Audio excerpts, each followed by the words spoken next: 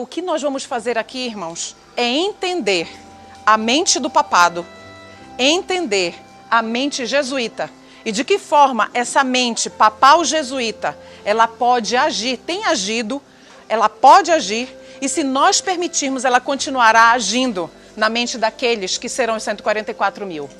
Então eu inicio com essa citação de Ellen White, né? Christian Educator, de 1º de agosto de 1897, que diz assim: agora como nunca antes, precisamos compreender a verdadeira ciência da educação. Olha aí a condição, se nós deixarmos de compreender isso, a verdadeira ciência da educação, jamais teremos lugar no reino de Deus. Jamais, irmãos. Uma outra citação, Testemunhos para a Igreja, volume 6. A ciência da verdadeira educação é a verdade. A mensagem do terceiro anjo é a verdade. Irmãos, vamos avante. Qual é o objetivo desse nosso estudo? Compreender melhor as razões do declínio e queda moral das denominações protestantes no tempo do clamor da meia-noite, lá em 1844, e nos ajudar, como adventistas do sétimo dia, a evitar aqueles erros do que foi cometido no passado, à medida que nós nos aproximamos do alto clamor do terceiro anjo. Primeira pergunta para a nossa reflexão: a que se deu a queda espiritual das denominações protestantes em 1844? A que se deu? Vamos lá. As denominações protestantes falharam em compreender a ciência da verdadeira educação. O fracasso em 2 aspectos: entender e praticar. Primeiro entender e depois praticar a educação cristã, incapacitou as denominações protestantes para a proclamação ao mundo da mensagem da segunda vinda de Cristo. A luz do protestantismo estava se apagando na Europa. Nós conhecemos isso pelos relatos históricos. Então, o que foi que aconteceu? O Senhor Deus, então, preparou uma nação, a nação americana, para que ela pudesse ser o berço de um novo projeto do Senhor de educação segundo os moldes de Deus. Então, vamos avante. A citação do Grande Conflito 296 diz o seguinte: a Escritura Sagrada, no tempo dos peregrinos, quando foram fundadas as primeiras instituições dos protestantes, quando eles chegaram na Nova Terra, nos Estados Unidos, a Escritura Sagrada era tida como fundamento da fé, a fonte da sabedoria e a carta da liberdade. Seus princípios eram de que forma? Diligentemente ensinados aonde? No lar, na escola e também na igreja, e os seus frutos se faziam manifestos aonde? Qual era o resultado de ter a Bíblia como centro da vida? Os resultados disso se viam na economia. Nós sabemos hoje quão próspera ainda é a nação americana, e na inteligência, na pureza e na temperança. Estava demonstrado que os princípios da Bíblia constituem a mais segura salvaguarda da grandeza nacional. Era esse o plano de Deus. Mas então, onde ocorreu então a falha, já que a Bíblia era o centro? Esses reformadores, ao chegarem na América, renunciaram às doutrinas papais, sim. O que eles diziam? Qual foi, como se fosse o logo, a principal mensagem deles? O que ardia em seus corações? Nós desejamos um país sem rei, um governo sem rei, não é? Uma nação sem rei e uma religião sem papa. Não é? Era isso que eles queriam, a terra da liberdade religiosa e da liberdade também política. Então, esses reformadores, ao chegarem na América, renunciaram sim às doutrinas papais aonde? Na igreja e no Estado. Mas falta um. Mas conservaram o sistema papal de educação. E aqui uma advertência para nós que somos adventistas do sétimo dia. As 3 principais escolas das colônias, logo que chegaram na Nova Terra, nos Estados Unidos, foram estabelecidas por homens que haviam fugido das doutrinas papais do Velho Mundo.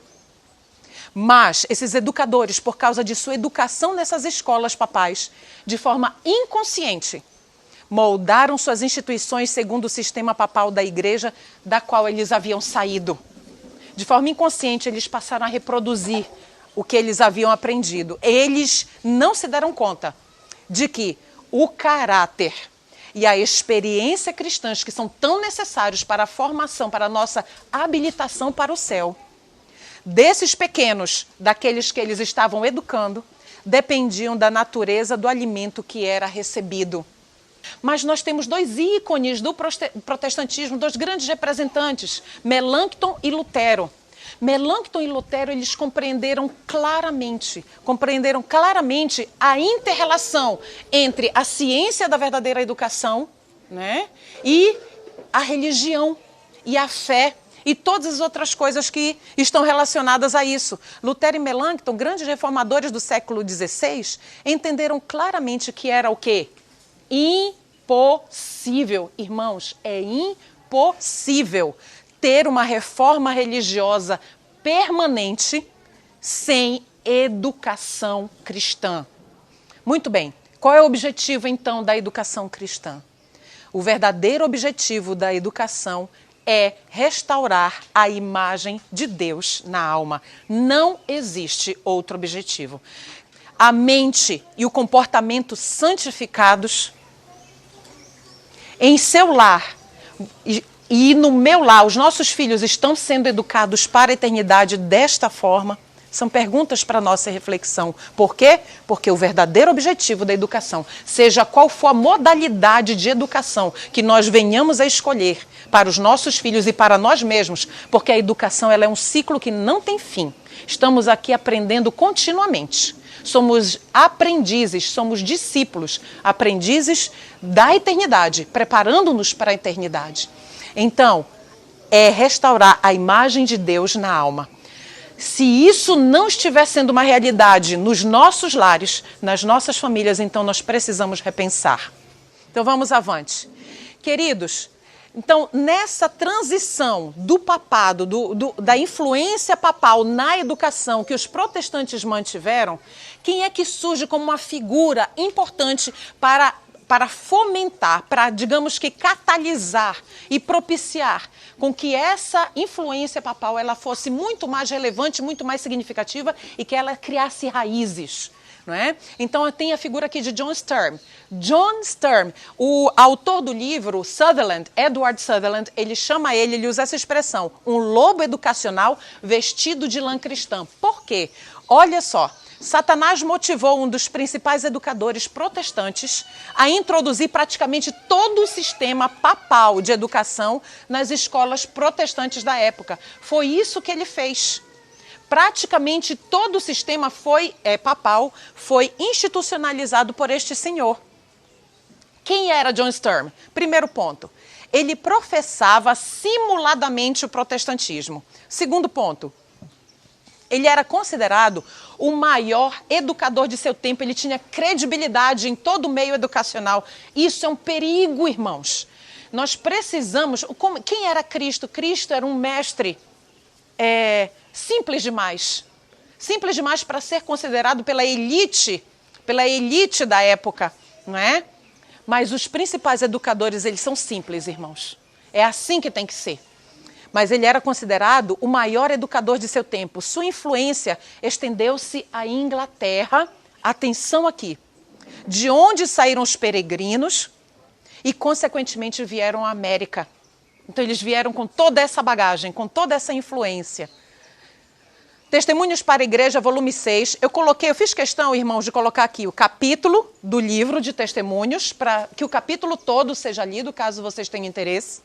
Mas também eu citei a página de estudos em educação cristã, porque vocês vão ver que aqui na citação existem aspas e existem não aspas. Onde está de aspas é Espírito de Profecia. Onde não está de aspas é Edward Sutherland, que fez o apanhado e moldou esse pensamento. Tudo bem? Então vamos lá. O mais perigoso de todos os inimigos numa igreja, muita atenção, irmãos, aqui é o ponto de virada, para nós entendermos a questão espiritual em relação à educação. O mais perigoso de todos os inimigos numa igreja é sua própria escola, que ao mesmo tempo que professa ser cristã, possui o quê? Professores e administradores que são apenas meio convertidos. Está falando de educação cristã. Que estão acostumados aos métodos populares de angariar pessoas e de educar, que aceitam alguns pontos e fazem reformas pela metade. preferindo trabalhar segundo as suas próprias ideias, que passo a passo avançam rumo à educação mundana, levando consigo inocentes cordeiros. Os irmãos já haviam se deparado com essa citação? Irmãos, leiam capítulo 18, então, de Testemunhos para a Igreja, volume 6. Irmãos, nas mãos de quem estamos entregando as nossas crianças? Nós sabemos quem são os professores, o caráter das pessoas que vão estar lá, moldando o caráter dos nossos filhos no nosso lugar. Quem nós estamos permitindo que eduque as nossas crianças, não é? Então, a questão da educação, nós precisamos realmente refletir muito e com muita oração, pedir a iluminação de Deus, que Ele nos direcione. Porque isto aqui era uma realidade, foi uma realidade, na época antes de 1844, e continuou se arrastando como sendo uma regra em todas as denominações, escolas de denominações cristãs. Qual então o cenário educacional pós-reforma protestante? O cenário educacional era justamente esse, escolas jesuítas. De que forma? Foi o celebrado Inácio de Loyola, que na grande Contra-Reforma desempenhou a mesma parte que Lutero e Melanchthon exerceram no grande movimento protestante. Foi aos pés de Inácio de Loyola, este jesuíta, que os jovens das classes média e alta foram educados desde a infância até a idade adulta. E qual é, então, o principal objetivo da educação jesuíta? Queridos, os jesuítas, eles combatem principalmente... Nós sabemos que os jesuítas, eles são como se fosse o exército papal, né? A parte militar do papado seriam os jesuítas, digamos assim. Porém, a principal arma dos jesuítas está na educação. Então, por meio de quem, irmãos? O que está marcado ali? Dos seus professores. Por meio de seus professores, eles tinham como objetivo obter o controle das mentes das crianças e dos jovens. O argumento, qual é a frase marcante, irmãos, dos jesuítas para esse fim? Deixem-nos ensinar uma criança até os 12 anos de idade e ela sempre permanecerá católica. Até os 12 anos. Os jesuítas combateram a reforma por meio da educação. Né? Irmãos, eu fui educada em escolas jesuítas. E todos vocês também, sem exceção. Todos nós que aqui estamos recebemos educação papal jesuíta. Ah, mas eu estudei em escolas confessionais, batistas, presbiterianas, adventistas. Irmãos, todas fundamento papal jesuíta. A partir do momento em que qualquer instituição confessional, ela adere ao regime, ela se submete ao regime do Estado, no caso do nosso Ministério da Educação, ela é obrigada a seguir um currículo papal jesuíta. Entende? Métodos, quais são então? Vamos entender os métodos de doutrinação jesuíta. Irmãos, quando eu li isso, eu disse, a minha vida toda foi isso aqui. Então vamos lá. Primeiro método, memorização. Memorização e não raciocínio lógico, livre, analítico, a fim de entender os fatos que estão sendo apresentados. Memorização. A memória era cultivada como meio de reprimir, qual era o objetivo? A livre atividade do pensamento e a clareza de julgamento. Irmãos, enquanto a ciência da verdadeira educação nos encoraja, nos estimula, é o princípio básico da ciência da verdadeira educação. Educar por meio de ensinar os nossos filhos e a nós também, de pensar da causa para o efeito. Os princípios da educação, da verdadeira educação, eles existem para nos fazer nos tornar livres pensantes. É esse o objetivo. Mas a educação papal e jesuíta não. É para que nós não pensemos por nós mesmos, mas que a nossa mente ela esteja submissa à mente de outros. Um outro método de doutrinação jesuíta, implícita obediência.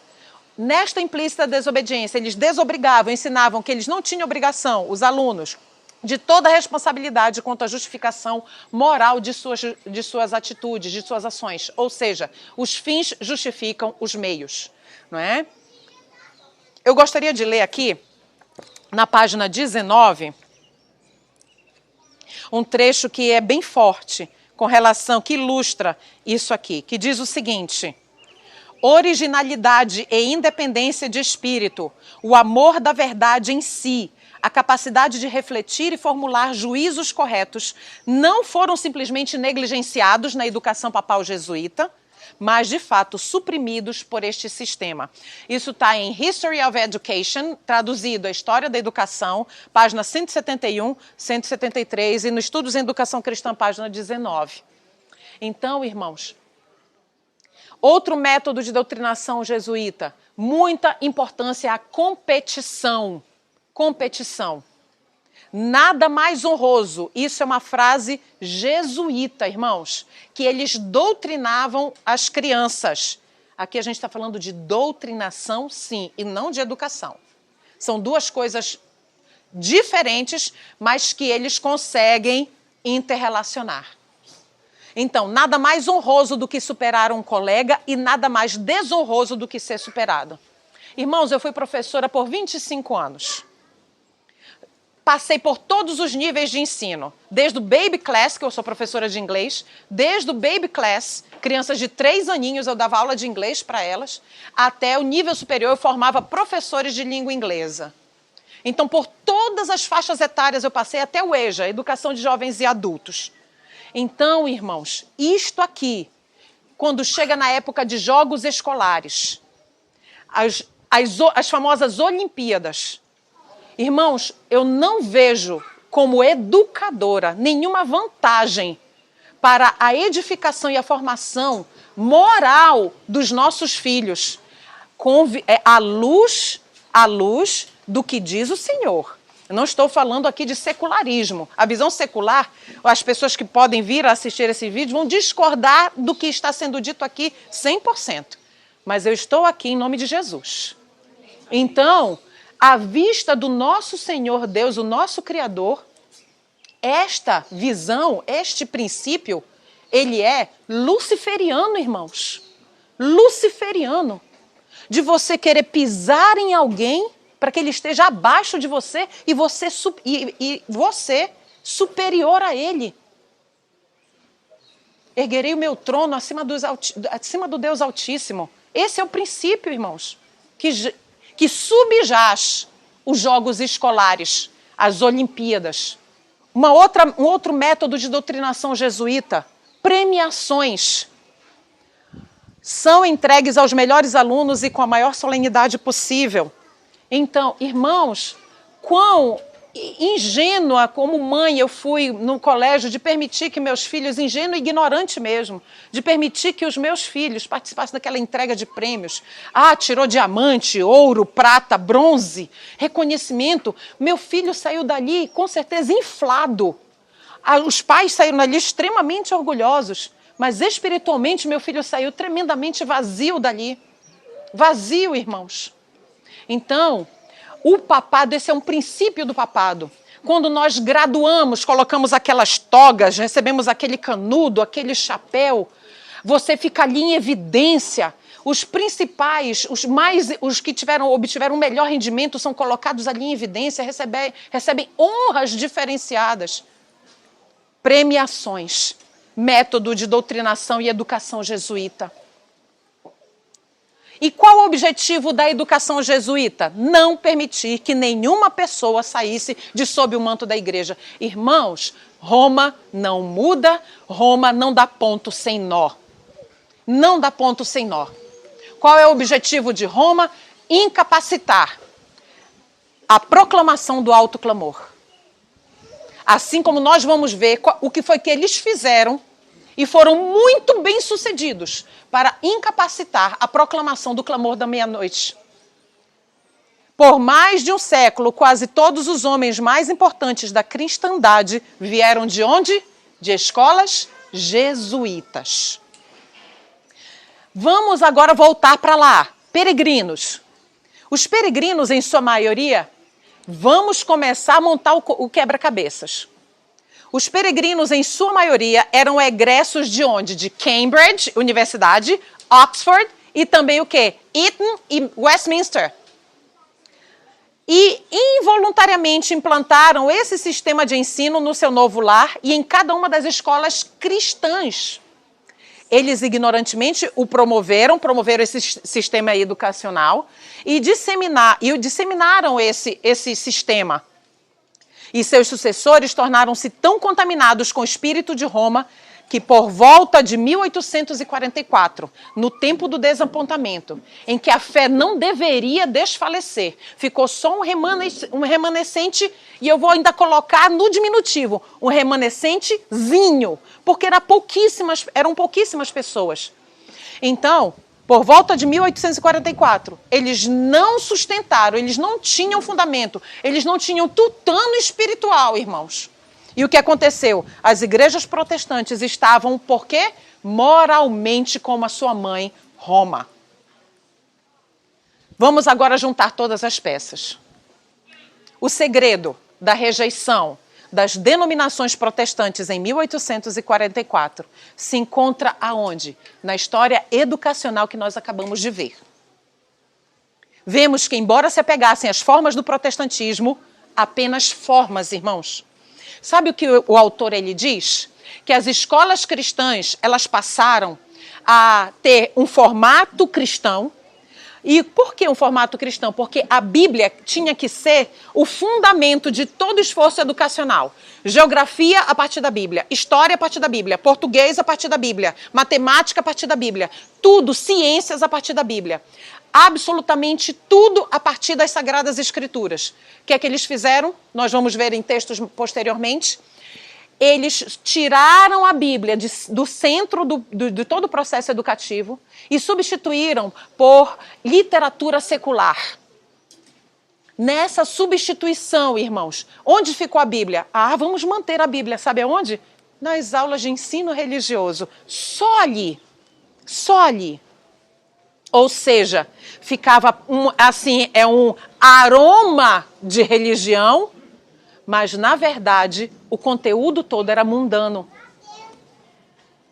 Se apegaram às formas do protestantismo. Seu sistema educacional incutia continuamente no aluno a vida do papado.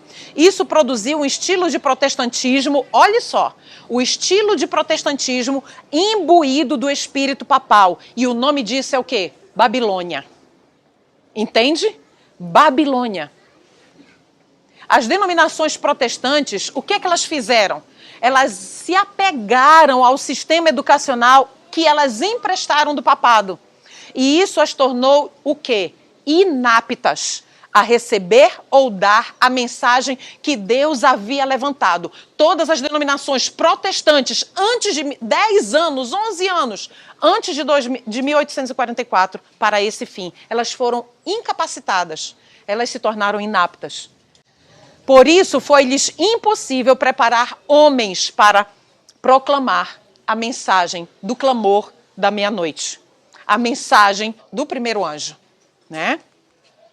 A ciência da verdadeira educação é a verdade que deve ser tão profundamente gravada na alma que não se possa apagar pelo erro tão abundante por toda parte.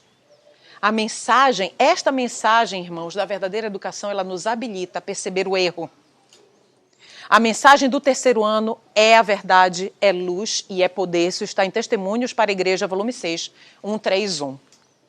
O fato é que antes que possamos levar a mensagem da verdade presente em toda a sua plenitude a outros países, devemos primeiro romper todo o jugo, romper todas as amarras, tudo aquilo que nos prende a um sistema educacional que escraviza, que limita, que não permite que nós sirvamos a Deus plenamente como Ele deseja, como Ele espera ser servido e adorado. Precisamos entrar na linha da verdadeira educação. Aqui está a fonte. Então, o que deve ser considerado para Deus, o que é que deve ser considerado na educação cristã? na educação nossa e de nossos filhos, o que tem que estar em primeiro lugar? A Bíblia. O lugar da Bíblia na educação, as sagradas Escrituras. Nós vamos ler aqui, irmãos, juntos, Juízes 2, de 7 a 19. Eu deixei aqui porque eu peguei os trechos e condensei. Então, nós não vamos ler todos os versos. Nós vamos ver, logicamente, trechos de todos os versos, mas aqui está a referência para você ler na íntegra depois. Então, vamos lá. E serviu o povo ao Senhor todos os dias de Josué e todos os dias dos anciãos que ainda sobreviveram depois de Josué. E outra geração após ela se levantou que não conhecia o Senhor, nem tampouco a obra que ele fizera a Israel. E deixaram ao Senhor Deus de seus pais e foram-se após outros deuses, dentre os deuses dos povos que havia ao redor deles, e adoraram a eles. Por isso, a ira do Senhor se acendeu contra Israel e os entregou nas mãos dos espoliadores que os despojaram e não puderam resistir diante de seus inimigos. E levantou o Senhor juízes que os livraram da mão dos que os despojaram. Porém, sucedia que, falecendo o juiz, reincidiam e se corrompiam mais do que seus pais, andando após outros deuses. Irmãos, se eles não sabiam, se eles se esqueciam de Deus, se eles se esqueciam das coisas de Deus, como poderiam ensiná-las a seus filhos? Entende? Nós temos na história do povo de Israel tudo muito claro e de forma muito concreta, nos dando a luz necessária para todas as decisões educacionais que nós venhamos a tomar. A questão em litígio quer dizer, de forma bem simples, controvérsia. A questão em litígio entre Cristo e Satanás, na polêmica educacional, o que está no centro dessa controvérsia educacional entre Cristo e Satanás? Tanto passada, presente como futura. Tem sido sobre o quê? O lugar da Bíblia na mente e na vida de professores e estudantes, na vida de professores e alunos. Estudos em Educação Cristã, página 27. Irmãos, Testemunhos para a Igreja, volume 6. Acima de todos os outros livros, deve a Bíblia merecer nosso estudo, como grande livro didático, a base de toda educação. E nossos filhos devem ser instruídos nas verdades que nela se encontram, a despeito de hábitos e costumes arraigados, terríveis, que às vezes nós cultivamos antes de nós recebermos a luz da verdade. A Bíblia, ela precisa ser o altar do Senhor. Ele precisa ser erigido nos nossos lares. E a Bíblia, ela tem que ocupar lugar primordial. Assim fazendo, professores e alunos encontrarão o tesouro escondido, a educação superior. Essa é a educação superior que Deus deseja nos dar. As regras bíblicas devem servir de guia na vida diária dos nossos filhos e principalmente na nossa, porque estamos responsáveis por eles. Temos de introduzir um novo propósito e dar-lhe lugar. E os alunos precisam ser ajudados a aplicar os princípios bíblicos em tudo quanto fizerem. Estão brincando no quintal, ou no pátio, ou no quarto. Estamos ali atentos e a cada atitude, a cada brincadeira, de que forma nós podemos agora, eu posso agora, Senhor, levar o pensamento do meu filho para Ti. Que em cada brincadeira, que em cada atitude, que até em cultivar um jardinzinho ali com a mamãe ou com o papai, trabalhando útil no sítio, na roça, qualquer coisa, nossos filhos precisam estar sendo direcionados, os seus pensamentos, as suas mentes, né, os seus corações, para a palavra de Deus. Nós temos aqui um grande exemplo registrado no livro Estudos em Educação Cristã. Houve uma escola que ela teve, assim, um destaque especial às vistas de Deus. Muito antes de 1844, uns 10, 11 anos antes, mais ou menos em 1833, por volta deste ano, Oberlin. Oberlin foi uma escola de preparação missionária. E o Colégio de Oberlin foi fundado na cidade de Oberlin, Ohio, em 1833, e teve uma experiência notável na formação de quê? De obreiros cristãos. Nós ainda estamos no item Bíblia. Oberlin decidiu restabelecer a Bíblia ao seu devido lugar como um livro didático permanente no curso inteiro. A educação cristã sem Bíblia, uma monstruosidade no mundo religioso e uma pedra de tropeço para os incrédulos. Então, não existe, irmãos, é impossível haver educação cristã sem Bíblia. Se o sistema educacional não for impulsionado pelo espírito da Bíblia, o resultado da educação será visto aonde? No caráter mundano dos estudantes. Os estudantes, eles apresentam um caráter mundano quando a Bíblia ela é negligenciada no estabelecimento de ensino. Os estudantes apresentam um caráter mundano quando a Bíblia ela é deixada de lado na vida dos professores. Lembra do papado? Professores meio convertidos, que só professam uma fé, mas que ali estão tendo contato com os nossos filhos. Irmãos, em uma escola denominacional, seja ela qual seja ela denominação religiosa, os nossos filhos, os professores, eles podem ser todos cristãos, 100% deles. Mas não são os professores que moldam a mente dos nossos filhos, são os colegas.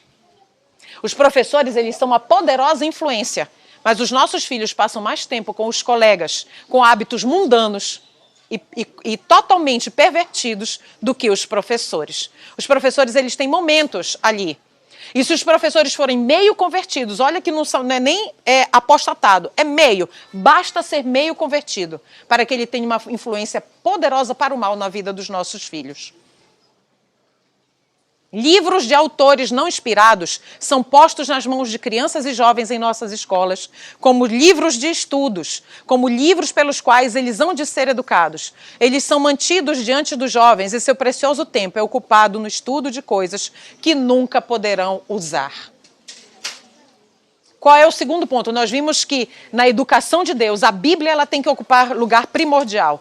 Na educação do Senhor, outro segundo ponto, os cursos eletivos de estudos e conferição de títulos acadêmicos. Não existem isso. O que são cursos eletivos? São cursos que os alunos chegam lá na grade curricular e eles selecionam esses cursos. Isso é muito característico nos Estados Unidos. Nós não temos aqui no Brasil essa opção. Nós temos que nos submeter.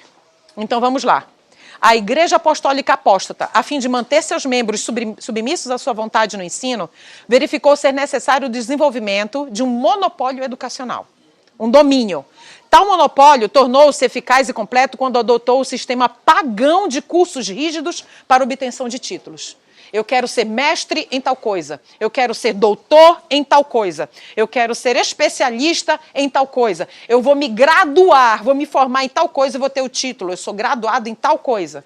Olha só, sistema pagão de cursos rígidos. O sistema pagão, irmãos, não permite que o aluno ele tenha tempo para a sua devoção pessoal. Ele não permite que o aluno ele tenha tempo para ter comunhão com o Criador. Por quê? Porque ele está abarrotado de material para pesquisar, para fichar, para ler, para resumir. Ele tem prazos. O sistema pagão, ele sufoca o sistema de educação pagão, que foi adotado por Roma e tem sido adotado por muitas instituições cristãs. Ele sufoca a espiritualidade do aluno. Quanto à forma, manteve-se o cristianismo, mas no lugar do Espírito de Deus, adotou-se o quê? O espírito pagão. A combinação entre o formalismo cristão e a vida pagã produziu o quê? O papado. A conferição de títulos originou exatamente com o Papa. Terceiro ponto, do que tem que ter na educação cristã? Nós já vimos do que não tem que ter, conferição de títulos. Deus não aceita isso, nunca esteve no propósito de Deus. Que títulos acadêmicos fossem oferecidos, fossem concedidos a nenhum aprendiz, a nenhum discípulo, a nenhum aluno. Terceiro ponto da educação cristã, segundo a visão de Deus, tirar, extirpar, extinguir competição, distinções e recompensas. Então vamos lá. Em nossas instituições de ensino, deveria ser exercida uma influência que neutralizasse a influência do mundo e não desse incentivo algum à condescendência com apetite. Irmãos, apetite, nós vamos entender melhor. Com a satisfação egoísta dos sentidos, com o orgulho, com a ambição, o amor ao vestuário e à ostentação, e o amor ao aplauso, à lisonja, eu sou o centro. Entende? Volta. O Senhor Deus diz, o Senhor Jesus, não vim chamar justos aos seus, vamos abrir um parênteses, aos seus próprios olhos, ao arrependimento. Vim chamar quem? Pecadores, que reconhecem, que são humildes e que se humilham diante do Senhor. Totalmente avesso a quem tem amor ao aplauso, à lisonja e a disputa por elevadas retribuições e honras como recompensa pelo bom desempenho escolar. Tudo isso deveria ser desencorajado em nossas escolas. Seria impossível evitar essas coisas enviando-os para as escolas públicas. Aqui, a senhora Ellen White está falando da necessidade de ter uma instituição de educação adventista. Por quê? Irmãos, a educação em escolas nunca foi o plano A de Deus. Nunca foi. Devido a uma questão histórica, vocês podem aprofundar isso posteriormente. Devido os pais da época estarem negligenciando a educação de seus filhos, então o Senhor Deus inspirou a nossa profetisa para que ela desse a orientação de que instituições educacionais fossem criadas, porém, segundo os padrões de Deus e não segundo os padrões de homens. Qual era, então, a prática jesuíta papal? Nada mais honroso do que superar um colega e nada mais desonroso do que ser superado. Aí nós vamos ampliar, porque nós já havíamos lido isso. Prêmios serão distribuídos para os melhores alunos e com a maior pompa, a maior solenidade possível. Para quê? Para que o eu seja exaltado e não a simplicidade e a humildade de Cristo. Antes de 1844, Deus estava se empenhando em fazer pelas denominações protestantes o que ele está agora tentando fazer pelos adventistas do sétimo dia. Irmãos queridos, é a mesma coisa que o Senhor Deus está tentando fazer hoje conosco, com o remanescente. Aqueles que hão de participar do alto clamor do terceiro anjo, irmãos, precisam ter êxito aonde? Na reforma educacional. Quarto ponto que deve ser considerado no currículo educacional de Deus. Reformas na alimentação. Cada escola cristã deveria dar aos seus alunos um conhecimento sobre dieta adequada. A saúde deveria ser tão sagradamente cuidada como o caráter. Ellen White, Christian Education, de novo, foi citado em Estudos de Educação Cristã 39, né? Então, eu queria só ler, irmãos, aqui, a influência. Vamos juntar algumas citações. Lembra que os professores são chave no sistema papal de educação? Em Oberlin, que é uma escola que foi, assim, digamos que modelo na época, Oberlin começou a ter professores meio convertidos. Um deles, ele desprezava os princípios de alimentação saudável que Oberlin estava tentando implementar. Havia implementado, na verdade. Então, o que este professor fazia? Página 82 de Estudos de Educação Cristã. O professor Coles nunca olhou com favor para o que ele chamava de excentricidades dietéticas. Ele não tinha escrúpulos em ridicularizar ou de se opor a essas excentricidades. E como ele mesmo afirma, fornecia caixas de pimenta, mantendo as mesas supridas com pimenta durante meses, embora a prudente comissão diretiva, por fim, as tenha retirado. Mas a semente foi plantada, irmãos. A influência de um professor, irmãos, eu fui diretora de clube de aventureiros por quase 5 anos em uma das igrejas da nossa cidade natal, Belém, que é de onde nós somos. Quase 5 anos eu fui diretora de um clube de aventureiros. E eu fazia a seleção dos conselheiros. No Manual dos Aventureiros, o que dizia lá? Que os conselheiros, eles tinham que ter conduta exemplar. Eles tinham que se trajar de forma decente, não somente nos dias de atividade do clube, mas no dia a dia.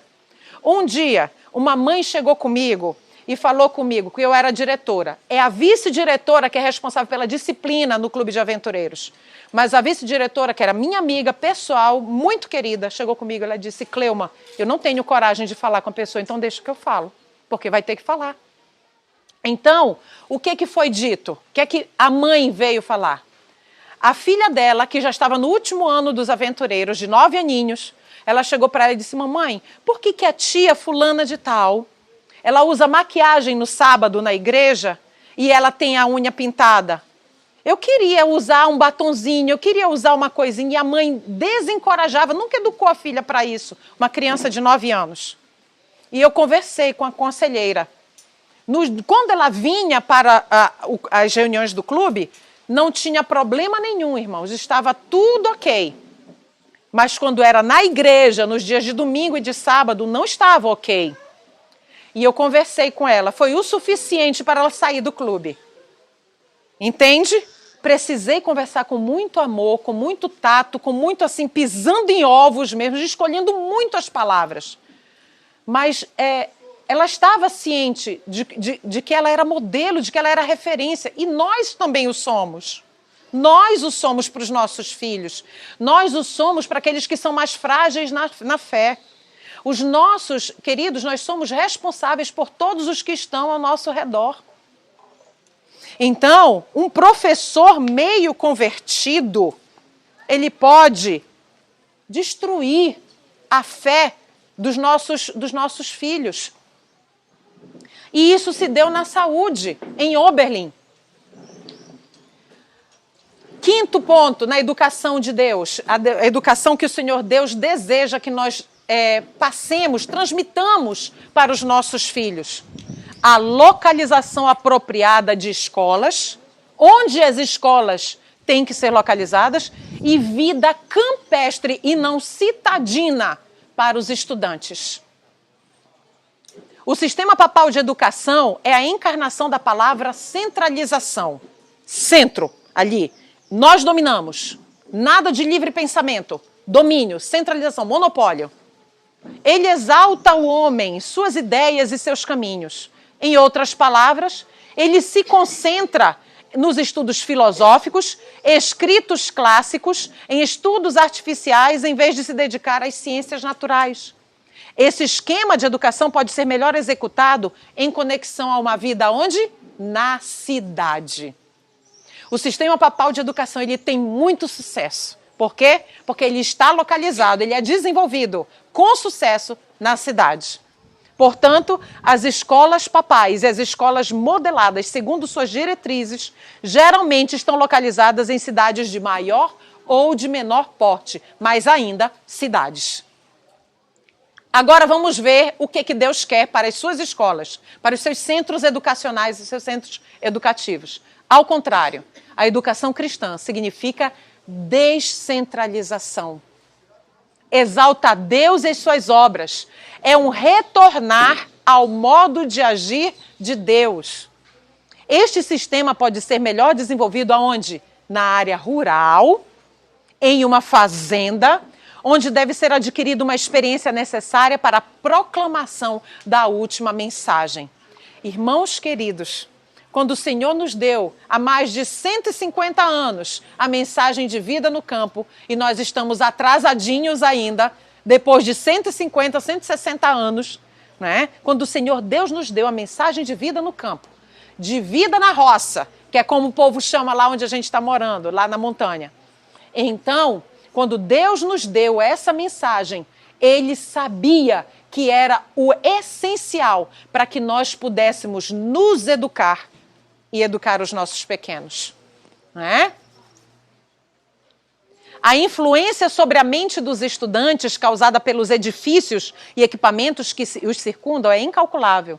A luz foi dada aos protestantes antes de 1844. Deus iluminou, irmãos, várias instituições, mais de 60. Vocês sabiam que existiam, antes de 1844, existiam mais de 60 instituições formadoras de missionários, seguindo os princípios educacionais que nós estamos vendo aqui agora?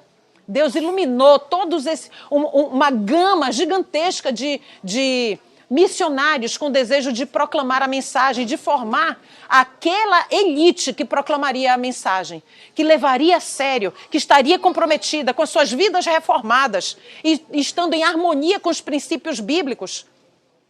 Mas aí aconteceu algo. A luz foi dada aos protestantes antes de 1844 para orientá-los na construção de edifícios, equipamentos imobiliários, para orientá-los na dieta. O Senhor Deus deu a luz. Eles começaram a tirar carne de porco no vestuário, no ambiente, para que, de que maneira? Não de maneira requintada, mas de maneira simples. O Espírito Santo de Deus atua na simplicidade.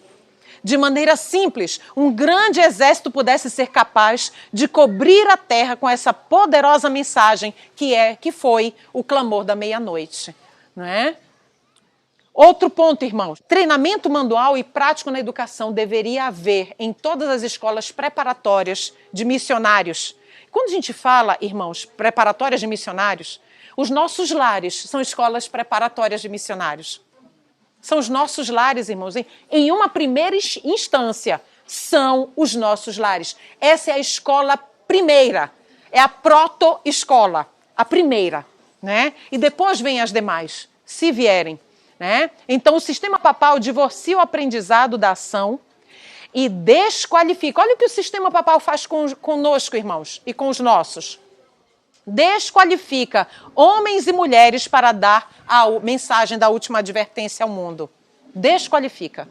Deus agitou a cada denominação antes de 1844 para colocar a educação cristã prática ao alcance dos jovens.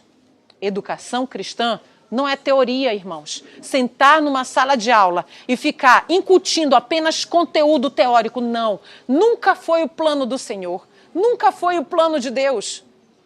Qual era o objetivo? O objetivo sempre foi que, à medida que o aluno tivesse o conhecimento, sim, da teoria cristã, salvífica, que reforma, que transforma, que molda o caráter à semelhança do caráter do Senhor Jesus Cristo, que é manso e humilde, ele é o nosso modelo e o modelo dos nossos filhos. Então, ao mesmo tempo que essa educação faz isso, ela também faz, ela ajuda, ela prepara os nossos queridos, os nossos filhos e os missionários do Altíssimo, para que eles se capacitem a sobreviver, a se manter como o apóstolo Paulo, aonde quer que eles forem. E ser bênção na vida dos outros. Porque não basta ser só para eles. Eles são educados para serem bênção aqui neste plano e na eternidade. Amém. No trabalho manual, os mais ricos e os mais pobres se encontrariam diariamente no mesmo nível. Entende? Olha como o Senhor Deus é maravilhoso. Irmãos, não tem estratificação social. Esse é o nosso Deus. Todos, os mais ricos e os mais pobres, estariam juntos. Eles se encontrariam diariamente no mesmo nível. A saúde de todos seria garantida e um estímulo fascinante seria comunicado tanto à mente quanto à moralidade. Com essa educação prática útil, irmãos, ninguém vai ter deficiência de vitamina D. Ninguém tem deficiência de B12. Porque a gente está ali na terra, comendo da terra, pegando na terra, né? Recebendo ali as bênçãos do Senhor. Então Deus proveu todo o necessário para a educação de um exército poderoso que vai reivindicar o seu caráter nessa última geração. A que se deveu então, irmãos? Ao fracasso da causa. Vamos entender. Se deveu à falta de coragem e à falta de devoção a esses princípios que nós acabamos de ver. Pois onde há coragem e amor intensos pela obra de Deus, a oposição só fortalece os reformadores. Oberlin, infelizmente, não resistiu à tremenda oposição, nós vamos ver daqui a pouco, tanto externa quanto interna. É um fato marcante que essas escolas tenham abandonado sua reforma quanto ao treinamento manual. Atenção, justamente no tempo em que o clamor da meia-noite devia acontecer. Se tivessem permanecido fiéis, a história teria sido diferente. Trabalho manual foi então substituído por quê? Atletismo, esportes e jogos. Está crescendo entre os alunos a influência de sua dedicação a diversões. O prazer pelo prazer. Irmãos, não há nada de errado em nós nos recrearmos. A irmã White, ela faz uma distinção muito clara entre diversão e recreação. Diversão, prazer pelo prazer. Vazio, fugaz. Recreação. A própria palavra já está dizendo recriar. E nesse processo de recriação existe ganho, existe crescimento, em termos fraternais quanto em termos espirituais. Até converter-se num poder fascinante e sedutor que neutraliza a influência da verdade sobre a mente e o caráter humano, falando aí sobre as diversões. Que dispêndio de energias é envidado nas partidas de futebol de vocês e em outras invenções que lhes vêm à mente, a moda dos gentios. Exercícios que não beneficiam pessoa alguma. Não consigo encontrar nenhum caso na vida de Cristo que demonstre haver ele dedicado tempo a jogos ou diversões. Isso foi... Nós só estamos lendo, irmãos. Mas quem escreveu isso foi a mensageira do Senhor.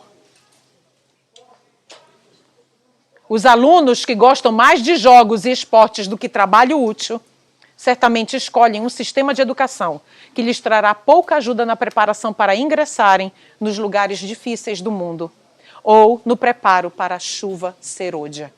Irmãos, a chuva serôdia, ela vai ser derramada sobre um vaso que esteja limpo.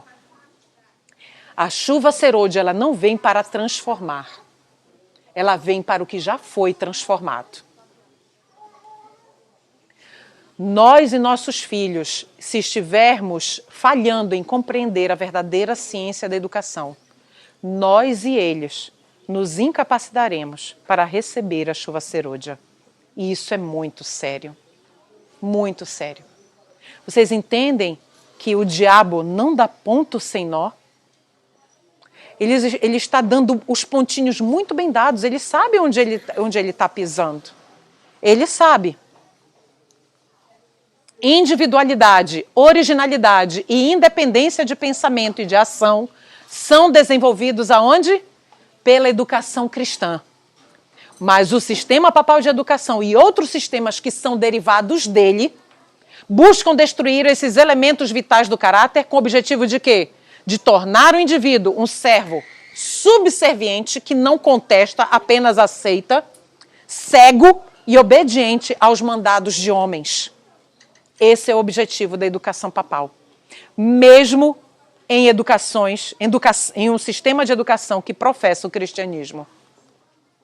O caráter capaz de transmitir o clamor da meia-noite naquela época, tinha de ser o quê? Nas escolas cristãs de treinamento manual. Era ali que tinha que ser preparado aquele exército.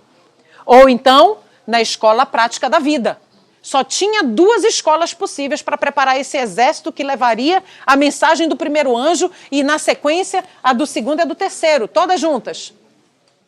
Mas o que foi que aconteceu? Houve uma falha. Porém, o líder do movimento, do clamor da meia-noite, Guilherme Miller, o profeta fazendeiro, como Cristo e João Batista, foi educado aonde? Em que escola? Na última, a escola prática da vida.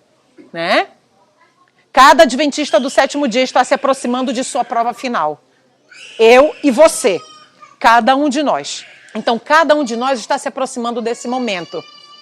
Assim como ocorreu com as igrejas protestantes no ano de 1844. A nossa prova virá agora, não mais como o clamor da meia-noite. A história já andou. Deus está tentando levantar os seus 144 mil. A nossa prova virá com o alto clamor, a chuva serôdia. Aqueles que não foram treinados no governo de si mesmos.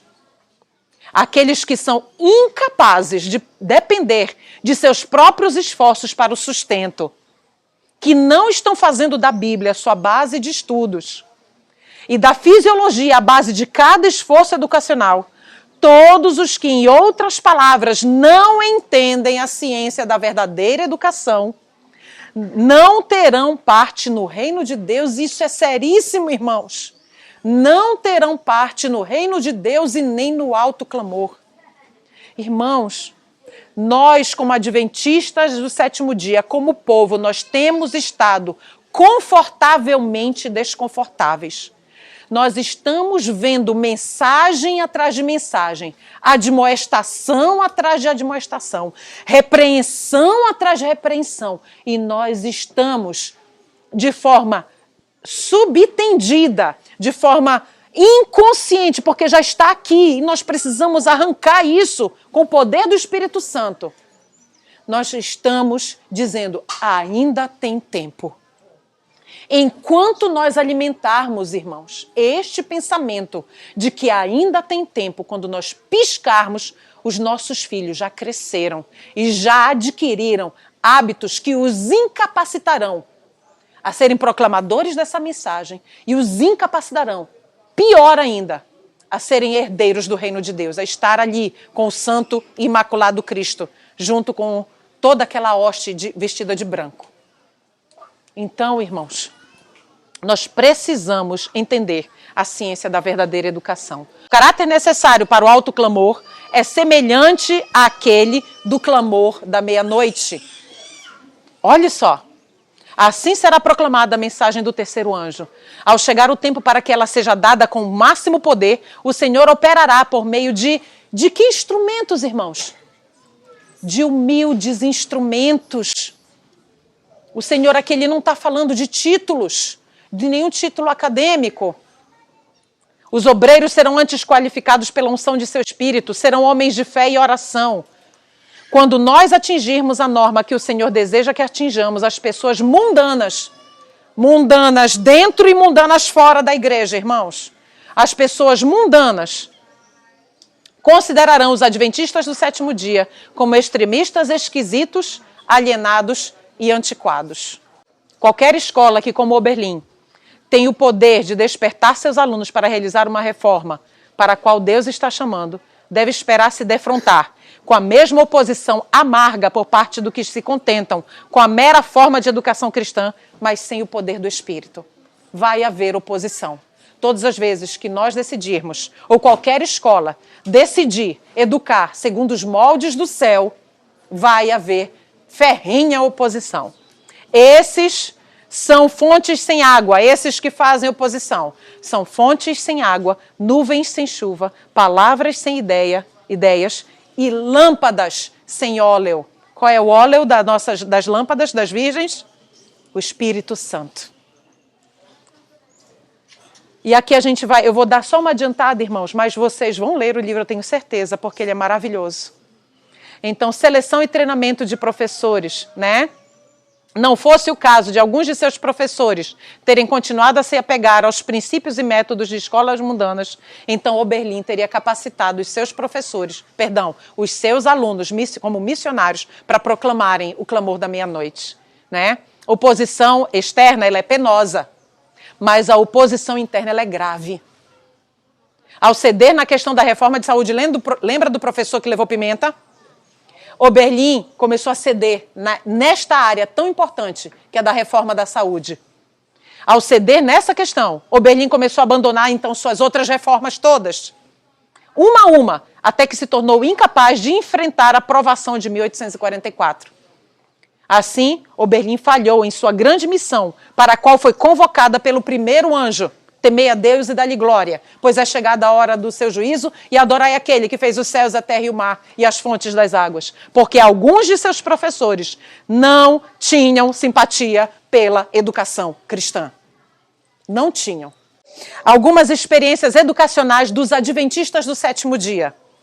Irmãos, Ellen White falando: ao me ser mostrado pelo anjo de Deus que se deveria estabelecer uma instituição para a educação de nossos jovens, vi que esse seria um dos maiores meios ordenados por Deus para a salvação de almas. Tão séria era a questão. Muito bem. Então, surge o quê? A possibilidade de criar um colégio. O primeiro colégio adventista, o colégio de Battle Creek. Então, vamos lá.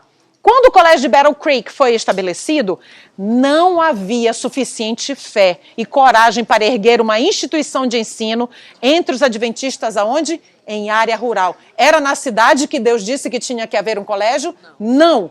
Era na área rural, mas não houve coragem suficiente e nem fé. Numa fazenda onde os reformadores educacionais anteriores a 1844 haviam localizado suas escolas. Então, aqueles que haviam recebido luz, mas aí a gente vai entender já já por quê, que não houve fé. Qual foi a causa da incapacidade de valorizar o sistema educacional que Deus estava dando para eles e chamando para que eles desenvolvessem? Primeiro, os líderes da denominação haviam recebido sua educação aonde? Nas escolas que haviam repudiado as ideias de reforma defendidas antes de 1844. Eles haviam recebido aquela educação jesuíta papal. Segundo ponto do fracasso em obedecer o que Deus tinha pedido, onde deveria a escola adventista do sétimo dia, a primeira delas ser estabelecida. A importância da formação manual e reformas afins não havia se firmado na mente deles, como ocorreu em Oberlin. Terceiro ponto, os adventistas do sétimo dia não tiveram fé para obedecer a Deus na criação de escolas simples, segundo o plano correto, para educar crianças que deveriam ter sido retiradas das escolas públicas.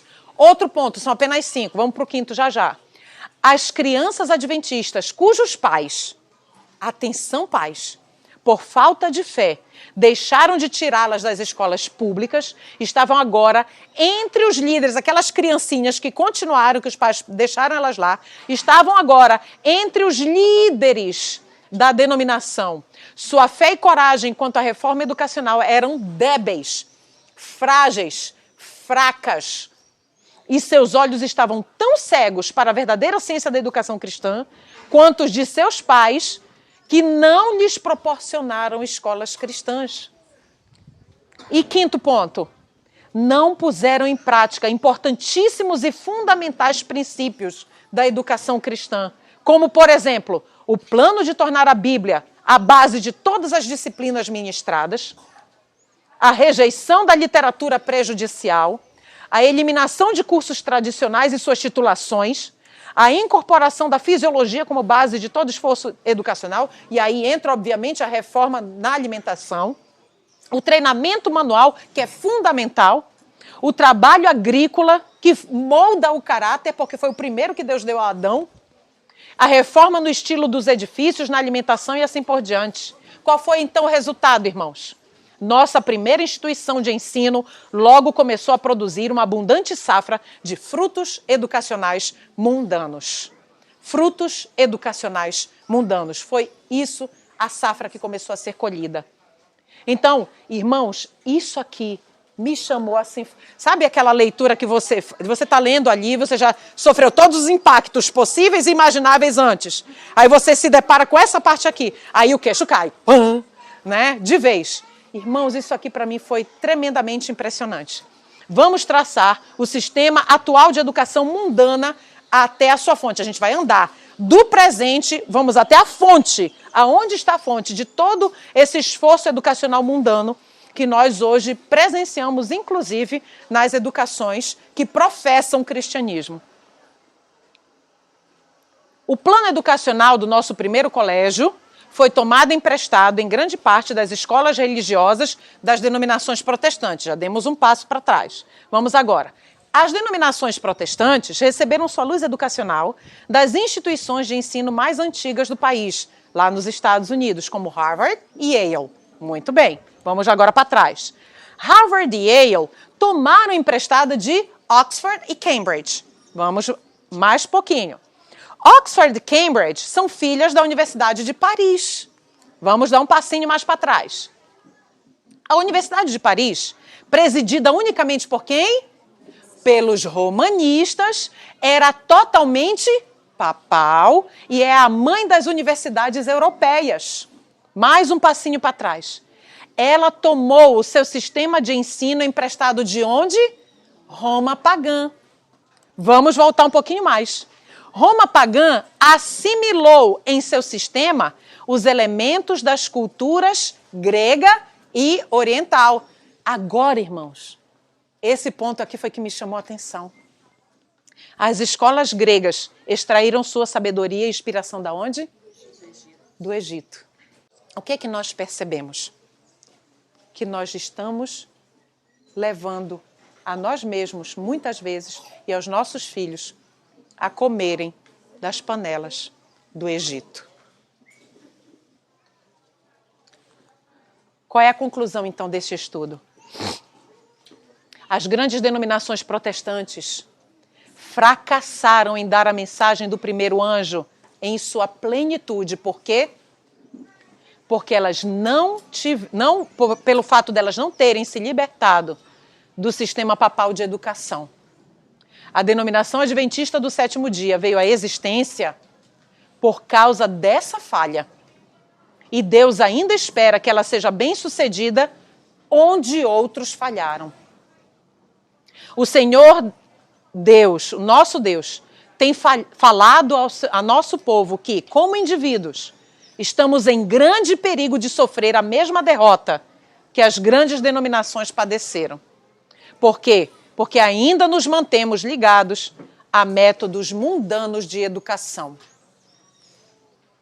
Precisamos educar para a utilidade, tanto aqui como no reino vindouro. E que a questão com o nosso povo não é se um jovem tem um título, mas se ele tem uma preparação adequada para ser uma bênção aos outros na obra que Deus tem chamado cada um de nós para esse fim. Então, eu iniciei a mensagem com essa mesma citação e nós terminamos a mensagem com esta mesma citação. Irmãos, em nome do nosso Salvador Jesus Cristo, atentemos para isso. Existe tanto em jogo, irmãos, tanto em jogo. Eu tenho 2 filhos, um de 23 anos e um de 15. Deus tem nos dado o consolo de dizer que Ele é capaz, Ele nos diz que Ele é capaz de remir o passado. Ele é capaz, Ele é todo poderoso para remir o passado. Mas nós não podemos falhar, nem por nós, porque nós não podemos ser sepulcros caiados. Nós não podemos ser sepulcros caiados. Lindos, vestidos aqui como Deus pede, mas por dentro, vazios espirituais, podres, sem ter como alimentar tanto os nossos, como aqueles com os quais nós venhamos a ter contato, com aqueles com os quais nós venhamos a ser influenciadores para o bem e para a eternidade. Então nós não podemos falhar nisso aqui, ó. Agora, como nunca antes, precisamos compreender a verdadeira ciência da educação. Se deixarmos de compreender isso, jamais teremos lugar no reino de Deus. Não há lugar. O que Deus pede de nós, irmãos, é santidade, pureza e santidade em tudo na nossa vida, em todas as áreas da nossa vida. E isso nós só poderemos fazer para a honra e glória de Deus e unicamente pelo seu poder e graça. Nós só poderemos fazer quando, 1, nós rompermos todo o jugo. 2, quando nós perguntarmos de todo o nosso coração: Senhor, o que Tu queres que eu faça na minha educação e na educação dos meus filhos? Que Deus seja louvado.